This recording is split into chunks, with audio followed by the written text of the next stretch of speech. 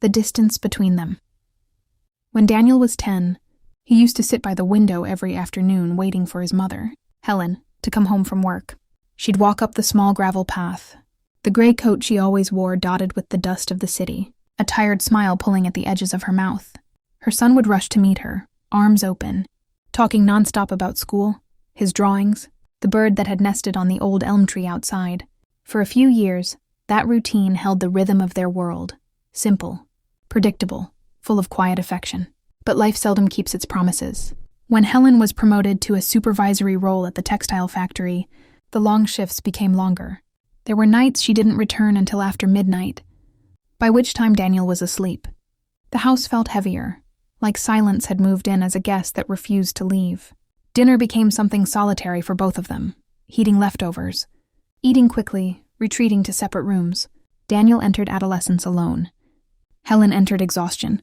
She wanted to give him everything she hadn't had: a good education, a roof that didn't leak, clothes that didn't embarrass him at school, but her way of giving became distance.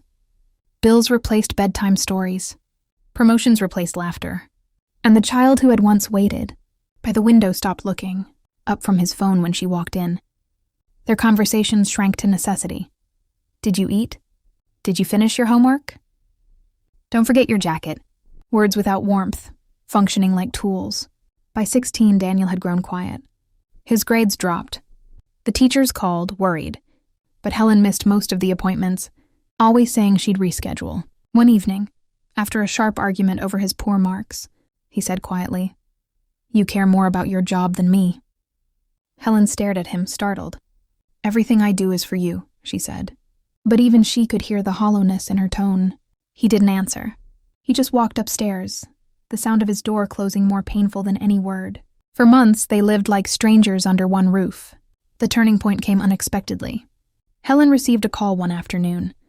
Daniel had been caught skipping school, wandering aimlessly through the city, her heart clenched with fear and guilt. She sought him out, found him sitting near the riverbank, his backpack beside him, staring at the water. The air smelled of rain. His cheeks were pale and his eyes empty. She sat down next to him on the cold stone and said nothing. "I didn't want to go to school today," he whispered finally. "Why?" she asked softly. "Because when I come home, it's just walls and silence." The simplicity of his words broke something inside her. For the first time, she understood that material security was not the same as love freely given. She hadn't lost her son through failure. She had lost him through absence. She reached out, placed her hand on his shoulder. "I know I've been gone," she said, voice shaking. "I kept telling myself I was working for you. But maybe I was hiding inside my work because I was afraid of not being enough." Daniel didn't speak, but he didn't pull away either. They sat in that stillness until the streetlights began to glow in the distance. From then on, change was slow but real. Helen requested shorter shifts, even if it meant less pay. She started cooking dinner again. Messy at first, often burnt, sometimes oversalted. But Daniel laughed, and that laughter was like the house exhaling after years of holding its breath. On weekends, they would take walks by the river, the same place where they had rediscovered each other. Their conversations grew, about books, friends, her memories from youth, his dreams for college. It wasn't perfect. Disagreements still happened. But love, once cracked, had found a way to flow through the broken pieces. Years later, when Daniel went to university in another city, Helen stood at the train station. Tears she tried to hide slipping down her cheeks. He hugged her tightly. "I'll call you, Mom," he promised. She smiled, remembering the boy who once waited at the window, and realized how far they had both come.